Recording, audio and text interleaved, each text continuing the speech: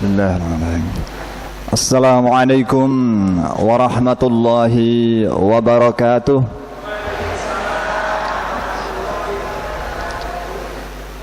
Innal hamdalillah nahmaduhu wa nasta'inuhu wa nastaghfiruhu wa nastahdihi wa na'udzu billahi min shururi anfusina wa min sayyiati a'malina.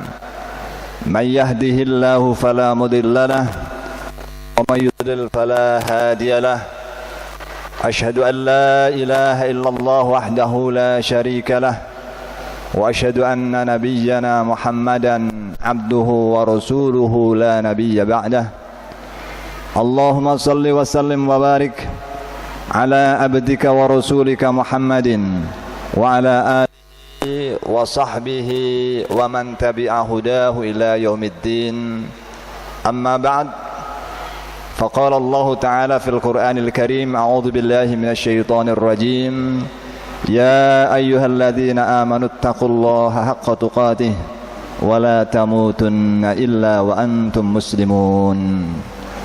Bapak-bapak, ibu-ibu, para hadirin hadirat jamaah lan ugi warga masyarakat Sumberjo ingkang sami raharjo. Alhamdulillah, monggo kita bersyukur dumateng Allah Subhanahu wa taala ingkang sampun paring pinten-pinten rahmat dan nikmatipun sehingga kita saged rawuh kempal menghadiri acara kajian rutin pengaosan pengajian rahmatan lil alamin wonten ing Masjid At-Taqwa Perguruan Muhammadiyah Sumberjo Bojonegoro menika.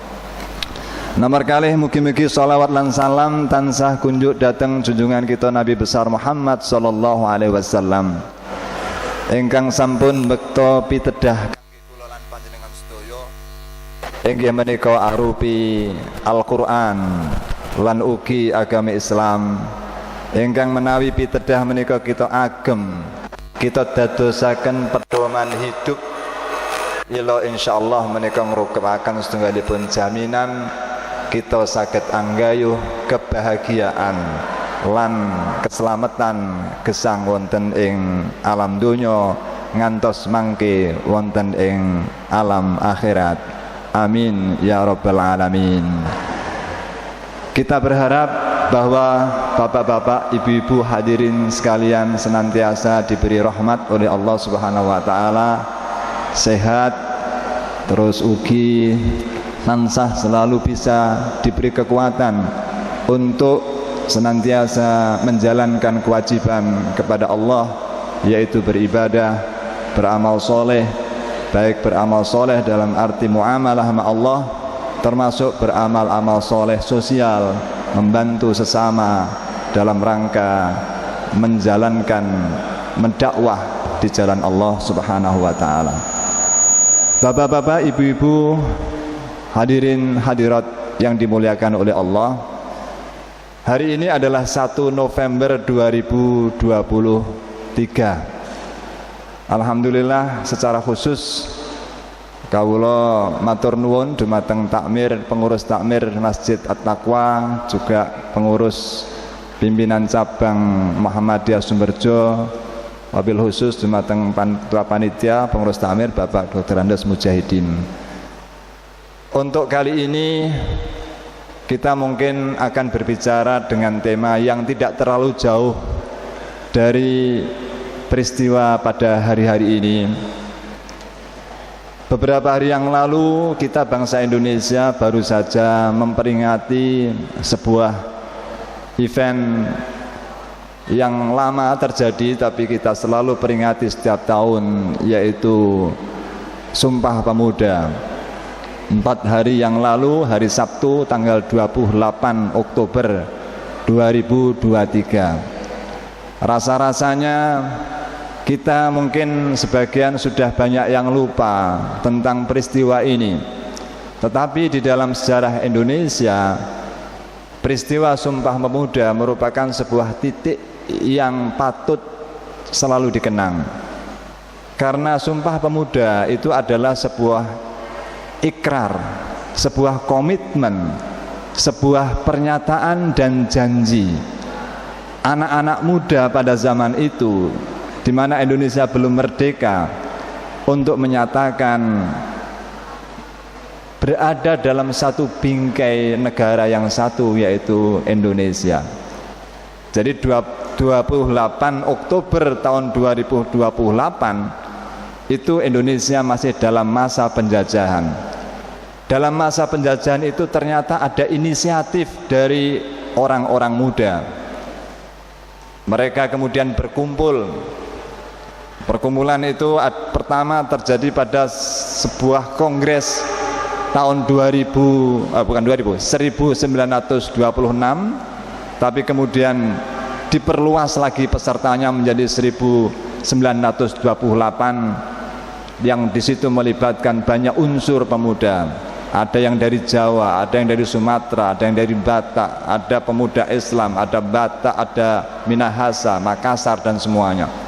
Mereka berkumpul untuk membuat semacam kesepakatan dan komitmen tentang masa depan kehidupan mereka di negeri ini. Saat itu Indonesia belum lahir, tapi mereka sudah punya visi ke depan. Kita semuanya dari daerah yang bermacam-macam harus membangun sebuah negara yang satu, yaitu Indonesia. Dalam ikrar mereka, saya kira anak-anak mungkin masih hafal. Mereka menyatakan, kami putra-putri Indonesia bertanah air satu, Indonesia. Yang kedua, kami putra-putri Indonesia berbangsa satu, bangsa Indonesia. Dan yang ketiga, kami putra-putri Indonesia berbahasa satu, bahasa Indonesia. Pernyataan ini kalau kita tinjau menunjukkan visi pemuda-pemuda kita saat itu cukup luas. Cita-cita mereka besar. Indonesia belum lahir, tapi mereka sudah punya pemikiran kita semuanya harus bersatu dalam bingkai negara Indonesia. Kita tahu bahwa sebelum merdeka Indonesia itu banyak sekali kerajaan. Ada Sriwijaya, Majapahit, kemudian Mataram. Di Sulawesi juga ada kerajaan Goa. Di Sumatera juga ada kerajaan Melayu dan macam-macam. Kalau kita menurutkan sejarah masa lalu, mungkin Indonesia akan menjadi banyak negara.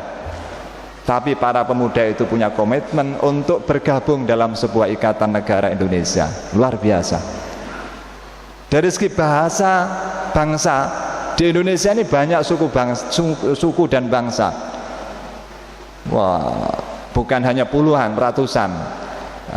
Tapi mereka punya komitmen untuk menjadi satu bangsa, bangsa Indonesia.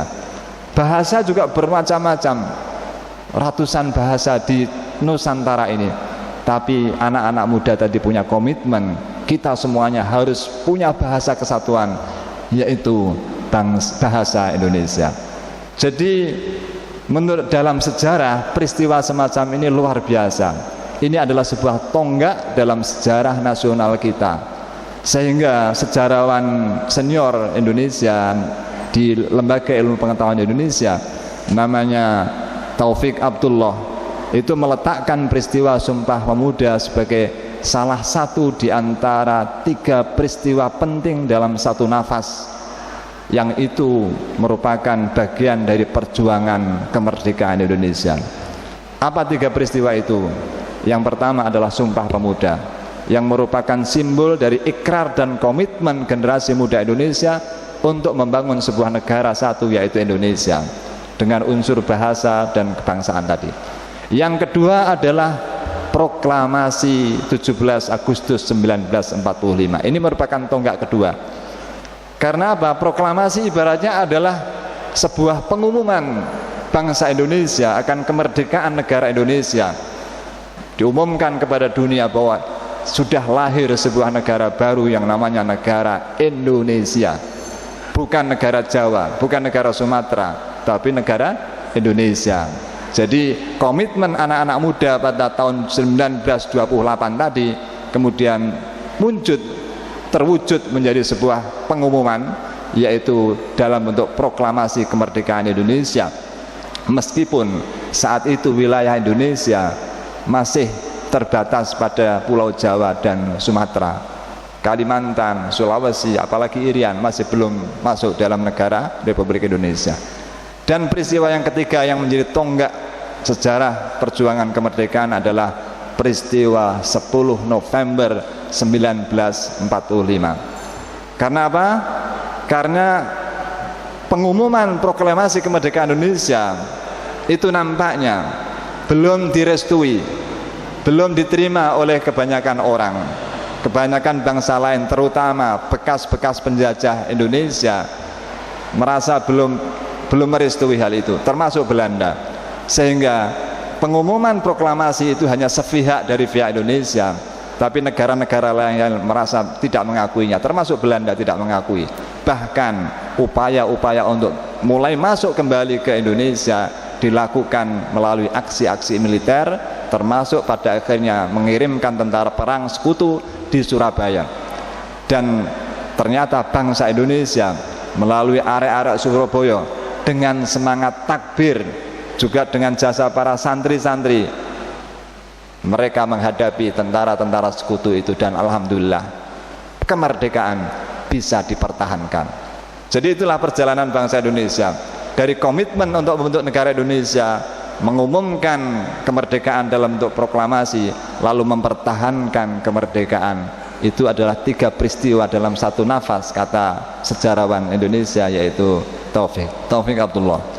Karena itu kita saat ini tentu tidak boleh lupa terhadap apa yang terjadi di masa lalu. Jangan sampai nilai-nilai perjuangan yang begitu luar biasa, yang dengan susah payah telah membangun negeri ini, akhirnya runtuh karena kita lupa terhadap nilai-nilai perjuangan yang dulu pernah dibangun oleh para pendahulu-pendahulu kita. Bapak-bapak, ibu-ibu, hadirin hadirat yang dimuliakan oleh Allah. Terus yang kedua, konteksnya lagi, kenapa saya mungkin berkeperluan untuk berbicara tentang pemuda, meskipun nanti juga kita kaji dari sisi agama. Minggu yang lalu kita juga baru mengalami sebuah peristiwa tentang polemik atau mungkin kontroversi seputar calon pemimpin nasional untuk 2024. Nggih napa mboten rame niku nggih, masalahnya seharusnya yang boleh menjadi pemimpin nasional itu umurnya berapa? Haruskah usia 40 atau 35 atau 30? Nah, itu kemarin sempat rame. Nah, ini masalah pemuda juga. Nah, memang kita tidak berbicara politik, tapi kalau dalam agama Islam, untuk menjadi pemimpin itu tidak ada ketentuan usia berapa, asal dia akil balik itu sudah boleh. Tapi yang terpenting bukan akil balik. Kalau Islam memandang pemimpin itu yang terpenting adalah pertama integritasnya. Integritas itu artinya apa? Kepribadian, moralitas, akhlak karimahnya. Dia sidik, punya sifat sidik apa tidak, punya sifat amanah apa tidak, tidak pernah korupsi, tidak pernah berlaku aniaya, tidak pernah melanggar HAM dan sebagainya. Pokoknya orang yang baik. Itu adalah integritas. Jadi sidik kalau dalam sifat-sifat Rasul itu adalah sidik, jujur, amanah, dapat dipercaya. Itu integritas. Terus yang kedua adalah kapabilitas. Kapabilitas itu adalah kemampuan. Kalau seseorang itu mampu memimpin, monggo, tidak ada masalah. Itu dalam Islam. Tapi kalau tidak mampu memimpin, ya jangan. Bahaya. Tidak bahaya toh? Ya bahaya. Karena dalam sebuah hadis Rasulullah, kapan kehancuran itu terjadi? Nah, Rasul menjawab, idza wussidal amru ila ghairi ahli fantadhiris sa'ah. Ketika sebuah urusan dan perkara itu diserahkan kepada orang yang tidak ahlinya, maka tunggulah kehancurannya. Itu artinya bahwa seorang pemimpin ketika harus menangani suatu masalah dibutuhkan kapabilitas, kemampuan, keahlian, kompetensi. Nah, kalau tidak mampu kok dipaksakan menjadi pemimpin, ya akhirnya kan buyar nanti, rusak. Dalam istilah Rasulullah as-sa'ah. As-sa'ah itu kehancuran. Istilahnya itu hari kiamat ya, as-sa'ah itu ya. hancurlah. Maka Islam ya tadi integritas, orangnya harus baik, sifat-sifatnya baik. Terus yang kedua harus kapabilitas, kemampuan. Kalau dalam sifat Nabi, kemampuan itu termasuk sikap fatona. Fatona itu cerdas, terus tabligh, memiliki kemampuan untuk berkomunikasi yang baik. Nah itu penguasaan terhadap masalah-masalah organisasi yang dipimpin. Kalau memimpin takmir masjid ya harus menguasai urusan masjid. Kepala desa ya harus menguasai urusan desa. Kepala organisasi Muhammadiyah ya harus mengerti seluk-beluk undang-undang, bukan undang-undang tapi peraturan-peraturan di dalam organisasi Muhammadiyah. Memimpin negara juga harus menguasai urusan-urusan negara. Nah itu nampaknya adalah kapabilitas, kemampuan. Sebetulnya cukup dua ini saja kalau menurut dalilnya tadi ya. Nah, hanya saja ketika kita berada di dalam sebuah negara demokrasi, pemimpin kan tidak bisa ditentukan oleh 1-2 orang. Kalau dulu di dalam zaman Rasulullah itu jelas satu-satunya pemimpin. Ketika Rasulullah sudah wafat, kepemimpinan umat turun kepada salah seorang sahabat, yaitu Abu Bakar. Siapa yang memilih Abu Bakar? Ya, asalnya adalah sekelompok orang, terutama Umar bin Khattab dan satu orang lagi yang saat itu mencoba berembuk dengan sahabat-sahabat Ansor, yang mana setelah wafat Rasulullah, sahabat-sahabat Ansor itu berkumpul di sebuah tempat dan mereka membentuk seorang pemimpin. Tapi kemudian tahu hal itu Abu Bakar, Umar, dan kalau di salah Abu Ubaidah itu mendatangi mereka. Jangan sampai umat Islam itu terbelah setelah wafatnya Rasulullah. Orang-orang Ansor kalian itu adalah saudara-saudara kita. Tidak ada perbedaan antara Muhajirin dan Ansor. Maka tidak seharusnya kalian wahai teman-teman Ansor membangun sebuah kepemimpinan tersendiri. Kita tetap harus menjadi umat yang satu. Maka menurut saya, kata Umar, sebaiknya pemimpin itu dari Muhajirin, karena orang Muhajirin itu adalah suku Quraisy, dan dalam tradisi Arab orang Quraisy itu adalah asyraful qaum. Jadi suku yang paling mulia dan dimuliakan oleh orang-orang yang lain itu adalah suku Quraisy. Dan menurut saya khalifah sesudah Nabi itu hendaknya dari Quraisy, dan menurut saya usulkan ini sahabat saya Abu Bakar. Nah, kemudian akhirnya mereka bisa diajak untuk menyepakati Abu Bakar. Kemudian baru diumumkan kepada umat Islam yang lain. Mereka yang lain setuju. Nah, itu prosesnya begitu. Begitu juga Khalifah Umar bin Khattab menjadi pemimpin. Bagaimana ceritanya? Ketika Abu Bakar sudah merasa sakit, beliau mengumpulkan beberapa tokoh-tokoh umat Islam, sahabat-sahabat yang senior. Kemudian Abu Bakar semacam memberi wasiat, ya, meskipun tidak memaksa, tapi dia berpendapat bahwa sebaiknya pemimpin umat Islam ini sesudah kematianku nanti, karena beliau ini sakit, yaitu sahabat Umar bin Khattab. Dan akhirnya tokoh-tokoh yang lain setuju, dan akhirnya Umar menjadi pemimpin. Itu ceritanya. Jadi tidak ada pemilu, tidak ada pemilu ke TPS, itu tidak ada. Kemudian Utsman bin Affan, khalifah ketiga, itu bagaimana caranya?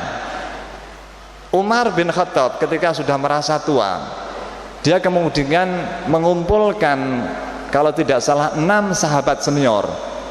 Sahabat senior yang termasuk 10 sahabat yang dijanjikan Rasulullah surga, termasuk diantaranya Utsman, kemudian Ali, Zubair ibn al-Awwam, Ubaidillah, Talha bin Ubaidillah, Sa'ad bin Abi Waqqas, kemudian Abdurrahman bin Auf. Itu 6 plus anaknya Abdullah bin Umar.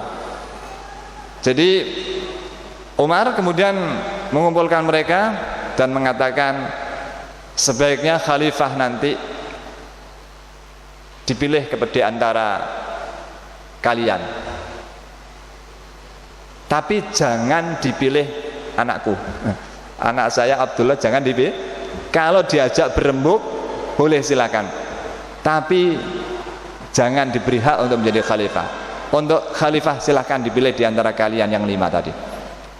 Nah, akhirnya mereka kan berembuk. Ada yang mundur, sebaiknya yang lain saja. Itu ya, sebaiknya yang akhirnya tinggal dua itu, yaitu tinggal Utsman dan Ali. Dan akhirnya untuk memilih antara Utsman dan Ali bagaimana? Ditunjuklah Abdurrahman bin Auf supaya menggali informasi aspirasi masyarakat Islam itu mana di antara dua tokoh ini yang layak untuk menjadi khalifah. Dan ternyata setelah survei, tapi tidak survei ya, pokoknya meneliti aspirasi itu, kebetulan yang tua itu adalah Utsman saat itu Utsman menjadi khalifah itu usianya berapa? 70 tahun, jadi sepuh sekali ya.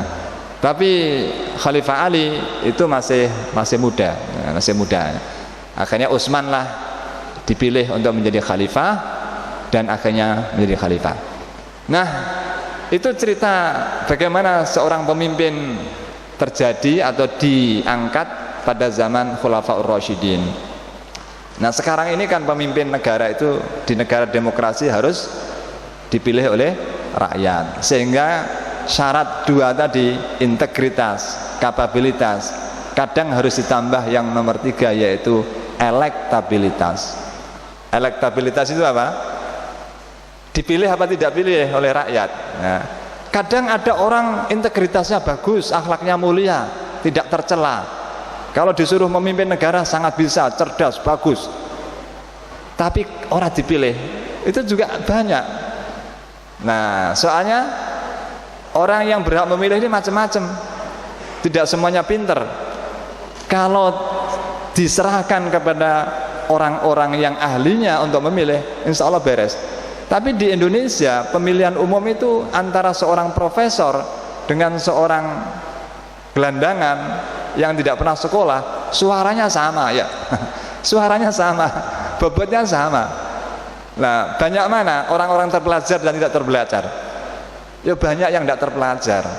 Nah, akhirnya disitulah elektabilitas, sehingga kadang-kadang orang yang layak secara integritas dan kapabilitas kadang-kadang bisa menjadi tidak terpilih karena memang kurang populer.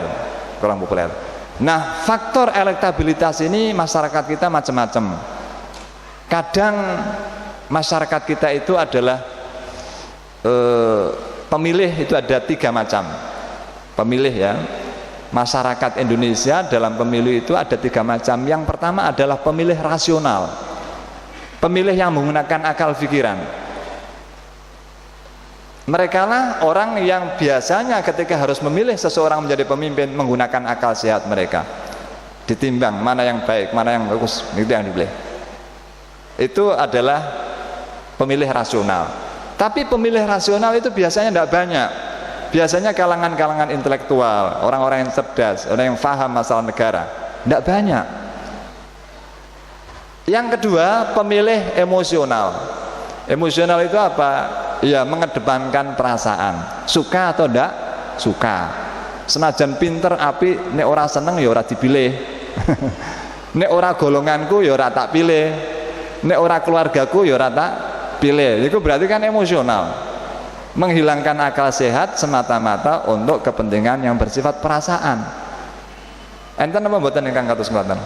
Oh, niki kata malih niki nggih. Niki dadi kelompok pemilih emosional ini juga banyak. Yang rasional tadi sedikit. Terus nomor 3 malih enten pemilih niku ingkang naminipun pemilih pragmatis. Pemilih pragmatis niku napa?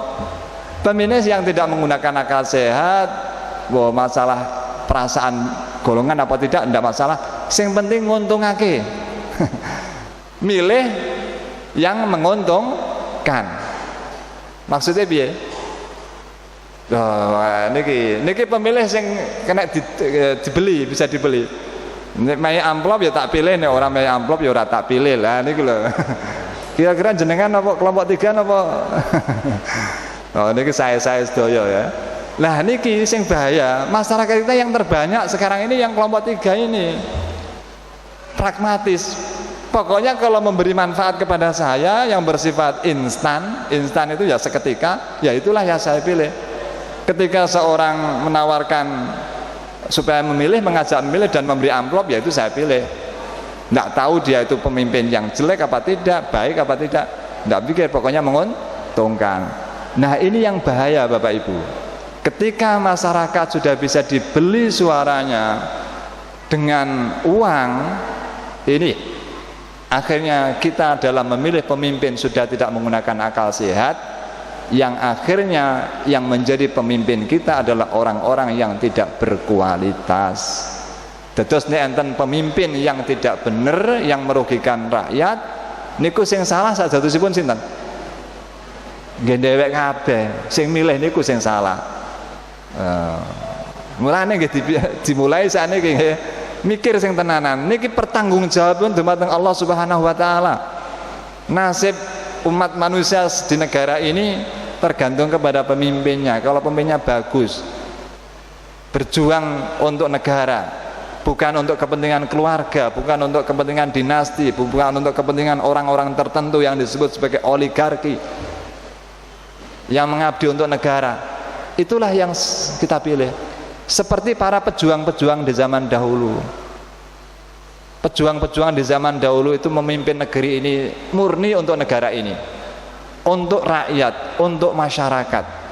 Banyak menteri-menteri pada zaman dulu niku orang di rumah, gajinya berapa, tapi mereka berjuang, bahkan berkorban dengan hartanya, berkorban dengan nyawanya. Nah sekarang itu rata-rata orang mau menjadi pemimpin itu dalam rangka apa? Dalam rangka banyak kepentingan. Kalau menjadi pemimpin kan mendapat fasilitas luar biasa, fasilitas mobil, fasilitas kesehatan, dokter gratis ya, mau pergi kemana-mana ya sudah gratis.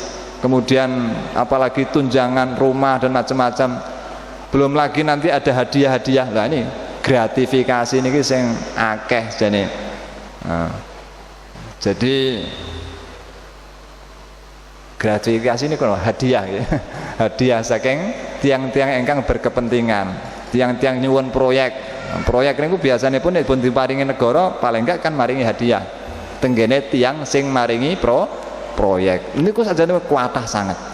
Nah niku pemimpin sekarang itu cenderung begitu. Tidak mungkin orang sekarang mengejar jabatan tanpa ada motif jabatan, tanpa ada motif kepentingan yang bersifat duniawi, entah itu uang, entah itu macam-macam. Nah, karena itu sekarang ini memang kita dihadapkan kepada sebuah masa yang serba materialistik, serba duniawi orientasinya. Nah karena itu Bapak Ibu, tadi syarat jadi pemimpin pinten kalau 3 nggih, integritas, kapabilitas, terus elektabilitas. Mulane enten sakniki niku guyonan. Ada syarat keempat untuk menjadi pemimpin di Indonesia. Isi tas. Isi tas niku napa? Lha sampean kok badhe nyalek bupati, badhe nyalek gubernur, kok ora duwe tas sing ana isine yo angel. Mergi napa? Nggih pemilih-pemilih niku sampun ngeten niku wau nggih. Lah rakyat-rakyat, Pak niki 5 tahun sekali riyo. Lah niku sakniku ngoten. Berarti ini kok kita nyalek legislatif utawi nopo tanpa modal nggih alamatipun angel dados. Menurut informasi untuk kepemimpinan tingkat rendah di desa, kula mboten sumerap nek Sumberjo niki pinten regane. Nyalon kepala desa niku pinten butuhe modal? Pinten? M. Ngantos M nggih. Lah, tingkat desa saja sampun M. Masya Allah. Desa niku M. Nek tenggen kula niku nggih napa puluhan juta ngoten kemawon, mergi desane nggih mboten patiya mbateni kira-kira. Nah, lah niku menurut media massa kangge nyalek DPR RI, orang itu paling tidak harus punya modal minimal 5M. Minimal itu sudah minimal. Nek kepengen menang ya 10M lah. Lah kok 10M itu ge apa? Lah niku wau. Pemilih niku kesampun kathah sing pemilih pragmatis. Nah niku. Nek kepengen dadi bupati, niku sing paling murah kira-kira nggih 50M. 50 M. 1 M niku nule pinten?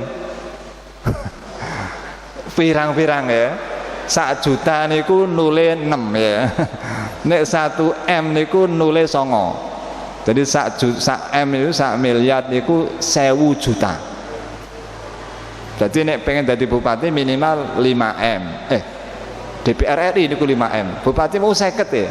50 M. Gubernur terusipun koran niku media 100 M. Nah, 100 M. Lah enten apa mboten teng mriki sing gadah 100 M? Tak calonake dadi gubernur. Lah mboten enten. Lah calon-calon gubernur niku angsal yatra saking pundi? Lah kirangan mboten semerap ya, dheweke niki mboten semerap. Nah, terus nek badhe nyalon presiden niku butuh pinten? Seorang politisi di Senayan pernah membocorkan sekarang itu untuk menyapres itu biayanya dana seorang capres untuk segala keperluan itu paling tidak butuh 5 triliun. Loh, anak maneh triliun. Triliun itu nolnya pinten? Hah? Anak-anak ini 1 triliun berapa nolnya? Oh, ndak nyandak pisan. Wis ndak nyandak. Saking katai nol sampai bingung ini lare-lare niki. Hah? Gak ono uang jajan 1 triliun gak ono. Mulane niki wis mboten nyandak. Nule niku 12. Wah. Berarti nek dhuwit atusan sing warna abang niku jumlahe piro niku? Wah, masyaallah. Nah, niki bapak-bapak. Nek donyane sampun ngaten niku kan dus pundi? Dus pundi niki nggih. Ya, wallahu a'lam. Nah, wallahu a'lam bisawab. Mulane sakniki niku nyapres niku kudu duwe sponsor. Sponsore sapa? Ya wong-wong sing sugih, wong sing di perusahaan gede-gede nyumbang. Tapi akhirnya ketika seorang calon itu didanai oleh orang-orang tadi, nanti kalau menjadi pemimpin tidak bisa tidak harus berbalas budi, sehingga dalam memimpin negara menjadi tidak bisa mutlak netral untuk kepentingan rakyat negara seluruhnya, tapi juga diprioritaskan untuk pihak-pihak yang telah membeli, bukan membeli ya, membeli atau paling tidak mendanai pencalonan. Nah ini bapak-bapak ibu sekalian, jadi problematika demokrasi saat ini adalah seperti itu.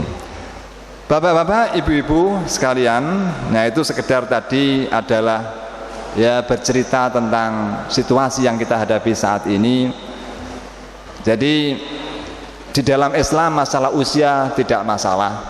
Pokoknya wis akil, wis balik, iku wis memenuhi syarat. Tapi yang terpenting bukan itu, integritas, kapabilitas. Ya. Terus ya, masalah yang di Indonesia kita tidak ingin masuk ke sana. Sebetulnya kalau masalah usia itu kan memang peraturan di dalam undang-undang pemilu sendiri yang memang asalnya mengharuskan usia 40. Apakah usia 30? Tidak ada yang bisa, mungkin ada yang bisa, tapi peraturannya memang begitu. Nah, meskipun juga sudah dikeluarkan keputusan oleh Mahkamah Konstitusi, tapi nampaknya juga masih menimbulkan kontroversi yang sekarang juga disidangkan oleh Dewan atau Majelis Kehormatan Mahkamah Konstitusi. Bapak, ibu-ibu, hadirin hadirat yang dimuliakan oleh Allah, pemuda tadi, kita kembali kepada orang-orang muda. Kita sangat berharap generasi muda, terutama yang di majelis ini ke depan akan bisa memainkan peran yang penting bagi masyarakat, bagi bangsa, negara, dan bagi agama. Karena saya kira sudah sangat umum dan populer bahwa tiang negara di masa depan itu adalah para kaum muda ini. Kalau mau kaum mudanya ini sekarang tidak kokoh, tidak kuat, maka masa depan bangsa ini akan hancur. Nah, itu tantangannya begitu. Kita lihat bagaimana anak-anak muda sekarang, ya kita harapkan anak-anak kita adalah anak-anak yang kuat. Makanya Allah Subhanahu wa taala selalu berpesan kepada kita semuanya, wal yakhshal ladzina law taraku min khalfihim dzurriyyatan dhi'afan khafu 'alaihim falyattaqullaha wal yaqulu qawlan sadida. Ini artinya apa? Hendaklah orang-orang itu merasa khawatir seandainya di belakangnya nanti meninggalkan sebuah generasi yang lemah. Nah, ini Allah berfirman bahwa kita hendaknya senantiasa memikirkan generasi kita supaya nanti ke depan menjadi generasi yang kuat, jangan menjadi generasi yang lemah. Nah, kuat di sini maksudnya apa? Ya kuat segalanya, kuat fisiknya, generasi yang sehat. Jangan sampai generasi kita ini generasi yang sakit-sakitan, maka harus menjadi generasi yang kuat. Karena Rasulullah juga bersabda, al-mu'minul qawiyyu khairu wa habbu ilallah minal mu'minid dhaif. Itu ajaran Nabi, bahwa mukmin yang kuat itu lebih baik dan lebih dicintai oleh Allah daripada mukmin yang lemah. Maka generasi kita harus kuat. Untuk kuat bagaimana? Makanannya harus sehat, penuh nutrisi, hindari makanan-makanan yang tidak sehat. Apa ibu-ibu makanan yang tidak sehat untuk anak-anak kita itu? Sekarang ini Bapak Ibu, kalau dibandingkan dengan orang-orang dulu, sekarang ini orang-orang muda itu sudah banyak apa? Mengalami kekeroposan fisik, sudah banyak penyakitnya, bahkan usianya masih muda. Karena apa? Makannya mungkin tidak sehat, makanan yang gurih-gurih itu banyak racunnya, meskipun di mulut terasa enak, dan itulah yang justru disukai oleh anak-anak kita. Betul ya? Nah, ingat, itu racun, tapi anak-anak kita justru menyukai itu. Itulah yang akan menyebabkan penyakit. Mie itu juga demikian, kalau terlalu banyak tidak bagus. Yang baik itu ya sayur-sayuran, buah-buahan, ya, yang natural-natural. Nah, itu juga termasuk dalam rangka memikirkan generasi yang kuat. Termasuk untuk menjaga generasi kita supaya kuat apa? Harus dihindarkan dari hal-hal yang bisa merusak fisik mereka. Apa? Rokok. Enten sing doyan rokok cah nom-nom iki. Enten apa mboten? Oh, kathah. Lah kok doyan niku? Napa dados warak nih rokokan niku? Nah, rokok niku napa? Mboten enten gunane. Tapi lho ya kok kathah tiyang tesasih rokokan. Sing sepuh-sepuh kan mboten rokokan ya? Mboten, alhamdulillah. Nggih. Nah, nek mboten rokokan niku alhamdulillah. Cobi dipun tingali rokok niku manfaatipun apa? Secara medis tidak ada dokter yang mengatakan rokok itu sehat, menyehatkan. Justru rokok itu akan menyebabkan gangguan paru-paru, gangguan pernafasan dan sebagainya. Nah, itu para dokter. Ditinjau dari ekonomi. Rokok itu kita beli dengan uang. Sehari satu apa? Satu pak, ya. Pak kecil apa pak ageng? Gede, masalah. Lah enten sing sak pak gede lho, sedina niku. Wah, bahas-bus kaya sepur ngoten. Lah niku enten. Lah niku nek yatrane didamel sing lintunipun, didamel sekolahake putrane kan lebih bermanfaat. Dipun damel tumbas susu, niku kan langkung sehat. Tinimbang dados beluk lah gitu. Jadi secara ekonomi mboten menguntungkan. Mboten menguntungkan saku niki mboten. Terus secara lingkungan niku nggih kathah tiyang-tiyang ingkang terganggu menawi kita rokokan niku.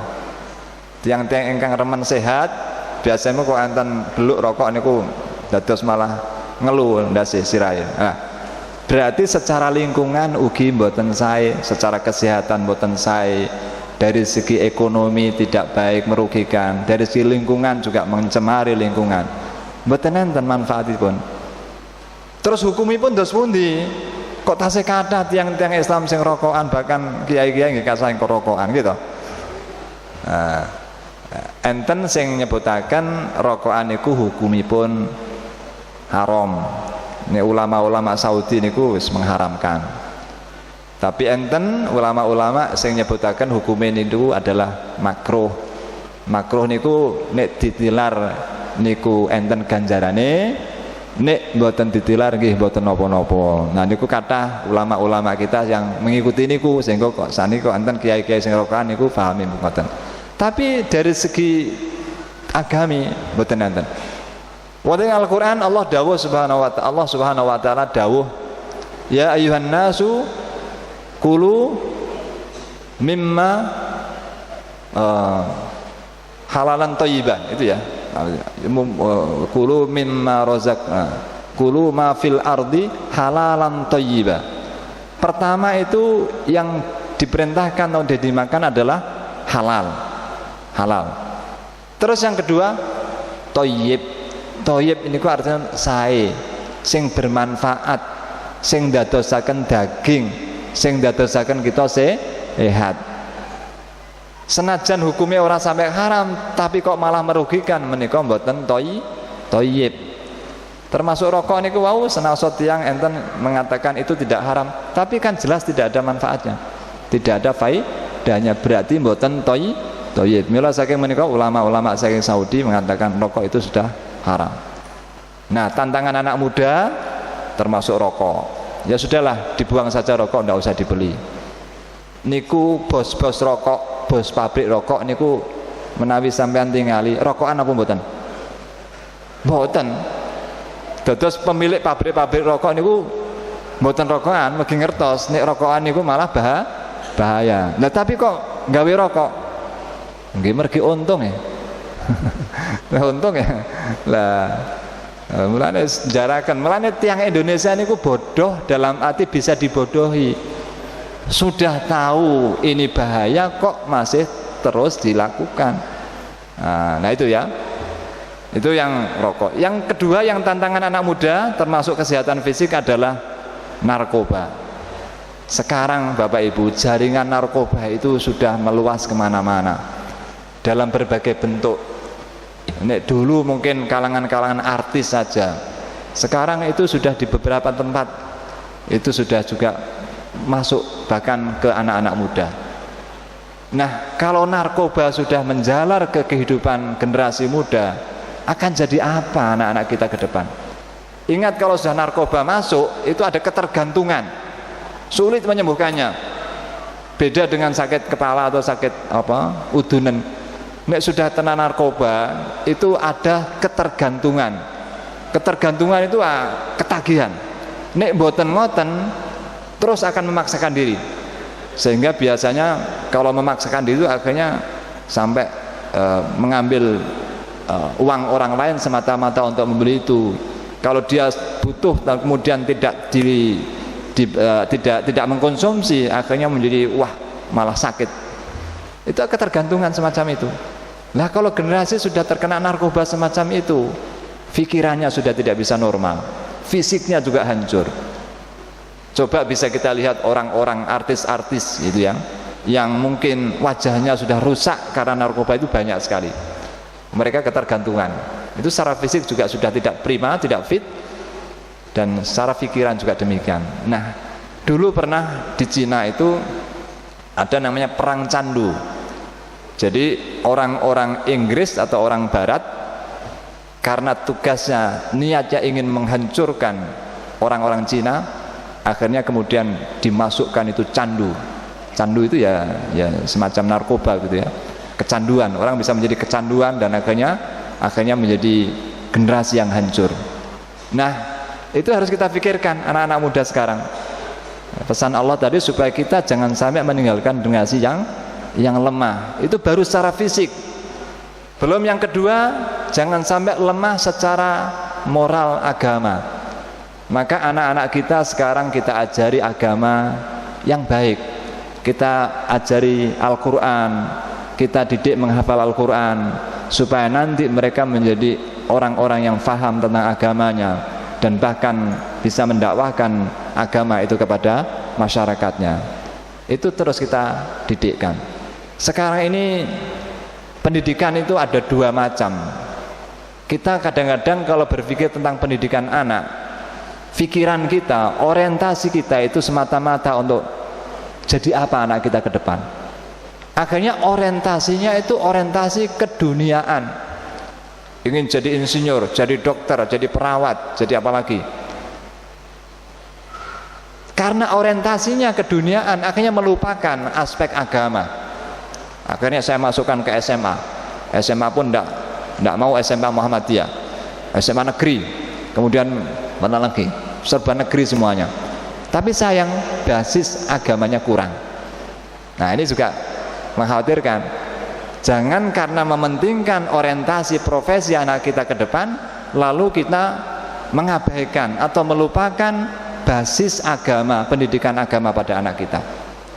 Maka beruntunglah bapak-bapak yang sejak dini sudah memikirkan anaknya untuk menjadi muslim yang soleh dan solehah. Karena itulah nanti akan bermanfaat di masa depan. Ada ceritanya begini, ada orang ini kebetulan berada, anaknya entah 4 entah 5, semuanya itu sekolah di luar negeri, 1, 2, 3, 4 sekolah di luar negeri, dan sukses semuanya. Dan setelah lulus mendapat pekerjaan-pekerjaan yang hebat di perusahaan-perusahaan nasional, dan secara pendapatan luar biasa, menjadi orang hebat. Tapi ada satu anaknya yang kebetulan terakhir itu kok sekolahnya tidak di barat, tapi kok sekolah ikut teng Madinah, teng Arab, berarti sekolah agama. Lah, ternyata pada saat orang itu menginjak usia tua, kalau orang sudah tua itu yang diharapkan apa? Kerinduan, kehangatan keluarga. Bagaimana anak-anak tetap rukun, bisa hidup bersama. Itu katanya begitu. Saya belum terlalu tua, tapi katanya orang tua itu yang didambakan adalah kehangatan keluarga ketika anak-anaknya bisa bersama, membersamai. Nah, ketika anak-anak yang sukses bekerja di mana-mana itu sibuk dengan pekerjaannya sendiri-sendiri, sehingga ketika orang tuanya butuh ini, sakit atau apa, tidak sempat untuk menjenguk. Tinggal satu anak yang terakhir tadi yang belajar agama, itulah yang ngopeni tiang orang tadi. Dan ternyata justru yang bisa membahagiakan orang tua di saat senja adalah justru anak yang punya dasar agama yang kuat.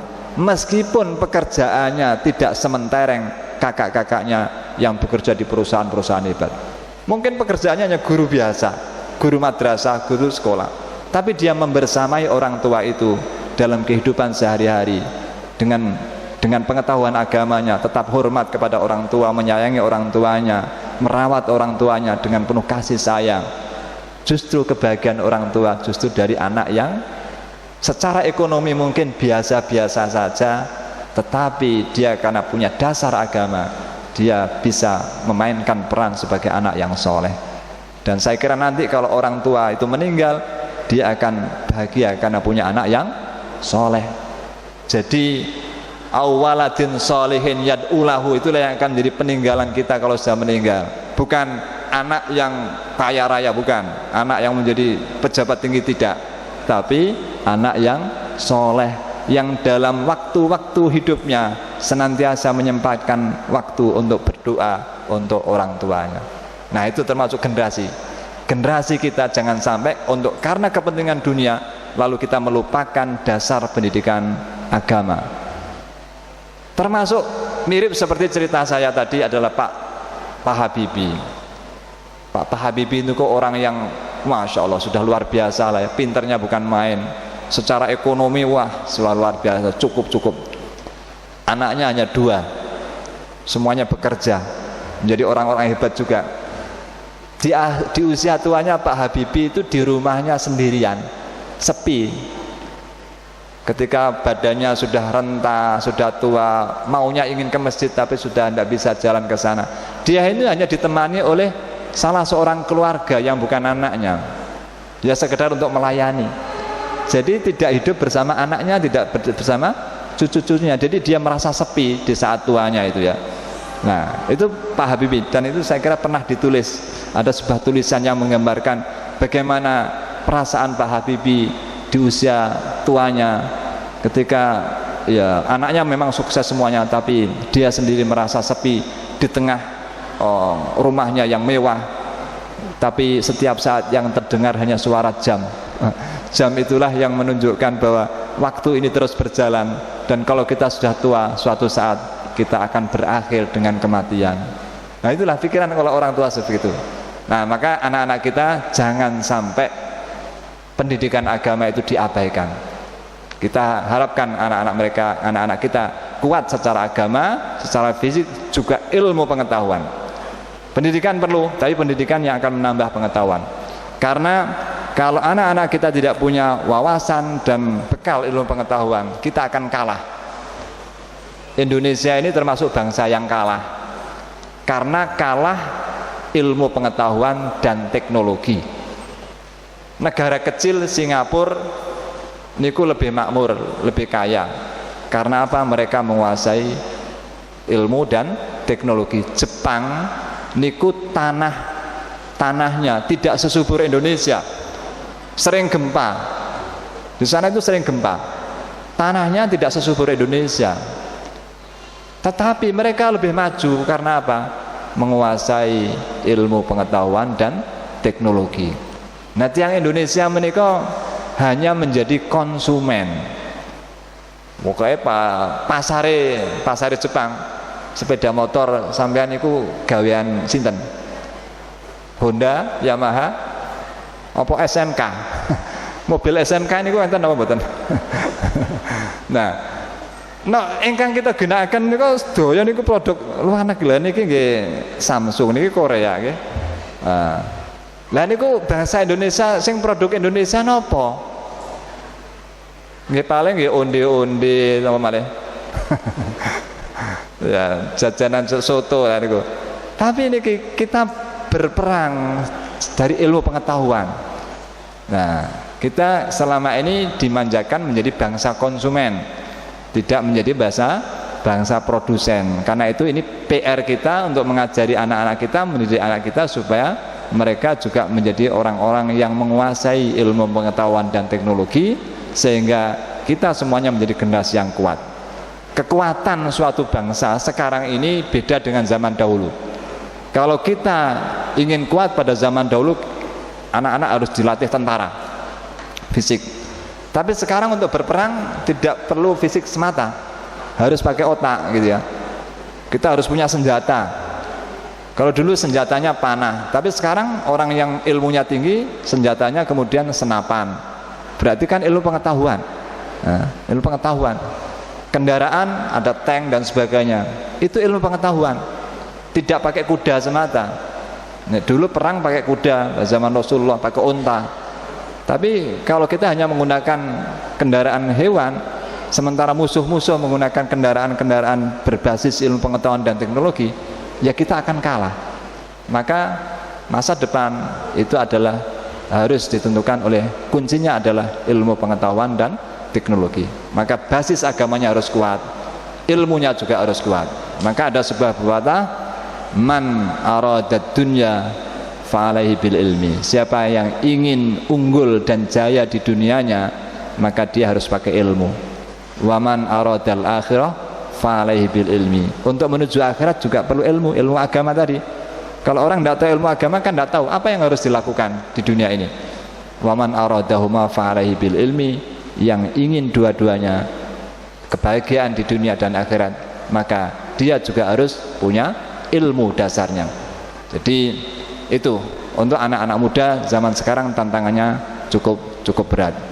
Dan untuk orang-orang tua, ya kita tinggal mendorong bagaimana anak-anak kita nanti bisa menjadi anak-anak yang soleh.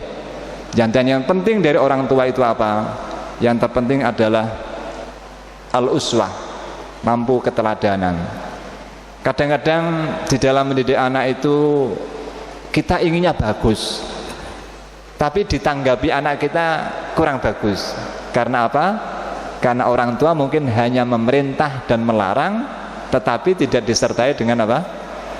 Contoh dan tindakan yang konkret. Misalnya orang tua menyuruh anaknya, "Nah, ini sudah waktunya sholat, nah pergi ke masjid." Itu kan perintah bagus. Tetapi kalau orang tuanya hanya memerintahkan saja, tapi orang tuanya juga tidak berangkat ke masjid, kira-kira anaknya bagaimana? Ya kurang menerima perintah itu dengan setulusnya. Tetapi kalau misalnya, "Nak, ini sudah waktunya sholat jamaah, ayo kita berangkat ke masjid," itu insya Allah anak dengan sepenuh hati, dengan penuh ikhlas, dia akan berangkat ke masjid. Karena ada contoh yang berada di sampingnya yang memberi contoh teladan bagaimana berbuat baik dan beramal soleh. Nah itu, jadi anak-anak sekarang itu memang kritis, bapak-bapak, ibu-ibu. Kalau orang tua, bahkan bapak ibu guru pun itu tidak sesuai dengan apa yang seharusnya dilakukan, anak-anak bisa juga sangat memprotesnya. Protes itu bisa terucap, bisa juga hanya di dalam batin semata. Mudah-mudahan dengan komitmen kita, kesungguhan hati kita di dalam mendidik anak-anak kita, mudah-mudahan anak-anak kita lah yang nanti akan membawa kejayaan, kemajuan dan kebaikan bagi masyarakat kita, bangsa kita, dan termasuk jangan lupa agama kita. Kita ini semuanya berkewajiban untuk berjuang untuk agama kita, karena al-jihadu fi sabilillah itu berarti maksudnya adalah berjuang di jalan Allah, di jalan yang diridhoi Allah, dalam rangka menegakkan kalimat Allah, dalam rangka menebar kebaikan, dalam rangka memperjuangkan kebenaran. Itulah al-jihadu fi sabilillah, dan tidak harus berperang. Ketika kita mengajar anak-anak dalam forum semacam ini di sekolahan, itu juga al-jihad fi sabilillah. Ketika seorang pergi ke daerah pelosok kemudian berdakwah, mendakwahkan agama, mendidik anak-anak di sana, itu juga al-jihadu fi sabilillah yang insya Allah akan diberi pahala oleh Allah Subhanahu wa ta'ala. Saya kira mental-mental pejuang itulah yang harus kita tiru dari pendahulu-pendahulu kita. Jangan sampai kita itu berbuat sesuatu hanya karena pamrih duniawi. Karena salah satu godaan utama di zaman sekarang yang serba materialistis, kita tidak berbuat sesuatu kalau tidak ada sesuatu. Kadang-kadang kita misalnya mengajar, malas mengajar karena tidak ada imbalannya. Tapi kalau sekolah-sekolah swasta, insya Allah semangat juangnya tinggi. Karena kita orang Muhammadiyah, saya kira mewarisi nilai-nilai perjuangan yang diwariskan oleh Kiai Haji Ahmad Dahlan. Kenapa Muhammadiyah sampai usianya ratusan tahun? Karena pertama adalah ada semangat pengorbanan yang ditanamkan. Hidup-hidupilah Muhammadiyah, tapi jangan mencari penghidupan di Muhammadiyah. Kalau orang berpikirnya materialistik, disuruh berdakwah di daerah pelosok tanpa imbalan, ya tidak mau. Nah, tapi ingatlah, nabi-nabi, para rasul-rasul pada zaman dahulu berjuang, siapa yang menggaji? Ada yang menggaji apa enggak? Enggak ada. Yang gaji Allah, tapi bukan bentuk bayaran. Ya pokoknya ridho Allah. Tapi itulah, sehingga kalau dalam surat Yasin ini saya kira harus menjadi moto pegangan kita, apa? Ittabi'ul mursalin, ikutilah para rasul-rasul. Ayat berikutnya, ittabi'u man la yas'alukum ajra wa hum muhtadun. Ikutilah orang-orang yang tidak meminta imbalan padahal mereka adalah mendapat petunjuk. Itu menggambarkan perjuangan para rasul-rasul dan nabi-nabi yang berjuang di jalan Allah, menegakkan kalimat Allah, mendakwahkan agama Allah, dan mereka tidak mengharapkan imbalan dari siapapun kecuali ridho Allah Subhanahu wa ta'ala. Ketika kita berjuang di jalan Allah, Allah lah yang akan memberikan kehidupan dan rizki, keberkahan untuk kita semuanya. Mudah-mudahan ini semuanya bermanfaat bagi saya pribadi dan juga Bapak Ibu sekalian. Jika ada khilaf dan salahnya, saya mohon maaf yang sebesar-besarnya. Marilah kita tutup dengan doa. Bismillahirrahmanirrahim. Alhamdulillahirabbil alamin. Hamdan yuafi ni'amahu wa yukafi mazidah. Ya Rabbana lakal hamdu kama yanbaghi lijalali wajhil karim wa 'azimi sultanik. Allahumma ighfir lana wa liwalidina warhamhum kama rabbawna shighara. Allahumma ighfir lil muslimina wal muslimat wal mu'minina wal mu'minat al ahya'i minhum wal amwat ya qadiyal hajat. Allahumma arinal haqqa haqqan warzuqna ittiba'ah wa arinal batila batila warzuqna ijtinabah. Allahumma aslih lana dinana alladhi huwa ismatu amrina wa aslih lana dunyana allati fiha ma'ashuna wa aslih lana akhiratana allati ilaha ma'aduna waj'alil hayata ziyadatan lana fi kulli khair waj'alil mauta rahatan lana min kulli syarr. Allahumma rabbana hab lana min azwajina wa dhurriyyatina qurrata a'yun waj'alna lil muttaqina imama. Allahumma alif baina qulubina wa aslih dhata bainina wahdina subulas salam wa najina minadh dhulumati ilan nur. Allahumma barik lana fi asma'ina wa absarina wa qulubina wa azwajina wa dhurriyyatina wa tub alaina innaka antat tawwabur rahim. Rabbana atina min ladunka rahmah wa hayyi lana min amrina rashada. Rabbana atina fid dunya hasanah wa fil akhirati hasanah wa qina adzaban nar. Wa sallallahu ala nabiyil ummi wa ala alihi wa sahbihi wa sallam walhamdulillahi rabbil alamin. Assalamualaikum warahmatullahi wabarakatuh.